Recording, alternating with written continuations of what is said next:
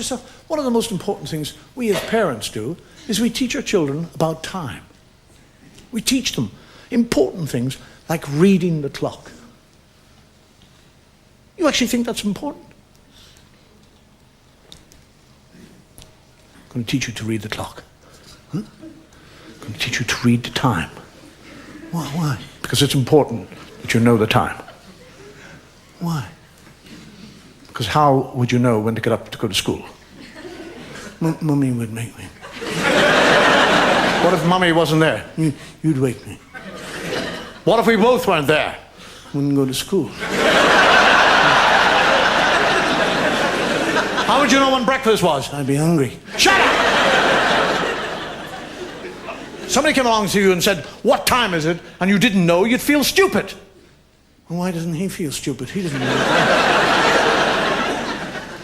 Let me go through this whole thing. I'm going to teach you. I did it myself with my son. I'm going to teach you how to read the clock. This is a clock. It's not actually a clock. It is a clock, but it's not a clock. It's a watch. It's called a watch. It's a wristwatch because it's on my wrist. Yes, it's a wristwatch because it's on my wrist and I watch it. Yes, it's very good. Now, time is made up of zones, periods of time, all right? There's hours and minute. No, not hours. No, they're not hours.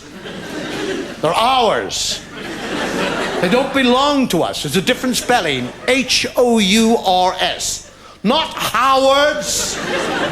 It's silent. I don't know.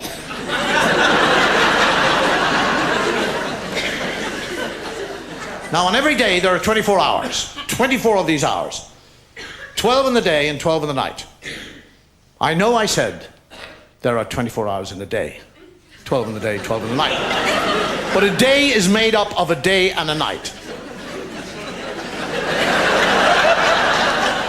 What are you, stupid?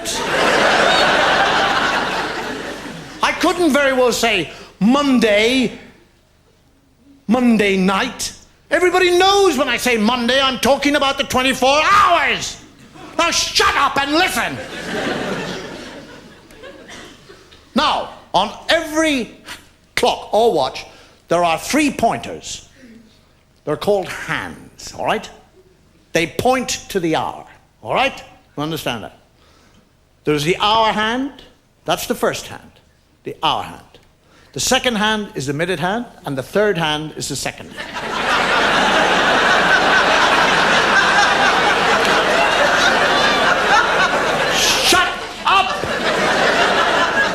We'll do away. Forget about the third hand. Forget it. It's gone, all right? It's gone.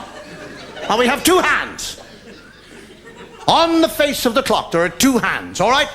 There's the hour hand, which is the fat hand, and there's the thin hand, which is the minute hand. So you have a fat hand and a thin hand, all right? Fat hand, hours, thin hand, minutes. Right. Now up the top of the clock, you see the number up there, 1 and 2. 1 and 2 is 12. It's not 3. It would be 3 if you joined them together. We already have a 3 here on the side by itself. We don't need 2 bloody 3s on a clock. So it's 12. All right? 1 and 2 is 12. So when the fat hand and the thin hand are pointing at the 1 and the 2, it is 12 o'clock in the daytime. Because it would be dark and you wouldn't be able to see it.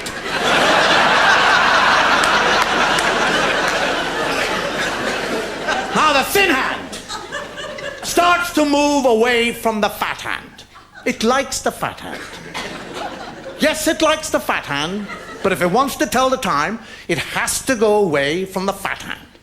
So it moves away from the fat hand, leaving the fat hand at the 1 and the 2, and then it comes over to the 1 here by itself. You see the 1 to the right of the 1 and the 2? Now, that 1 is 5. Because it is, it's 5.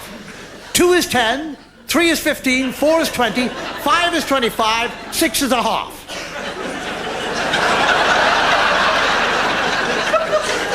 Half! Because 12 is the whole, so 6 is the half.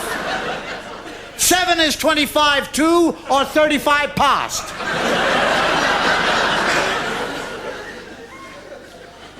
So now what's actually happening is the thin hand is moving around the clock from the 1 to the 2, which is the 5 and the 10, and 50. And while he's doing that, the fat hand is moving slowly away from the 1 and the 2. Yes, because fat hands move slowly, that's right. Fat things waddle away, yes, that's it.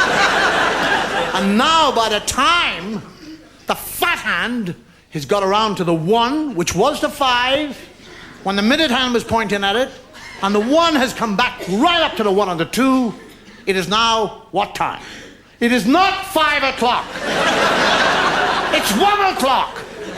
Because when the thin hand points at it, it's minutes. The fat hand points at it, it's an hour. Now you be a good boy and learn how to read the clock. And I'll buy you a digital watch.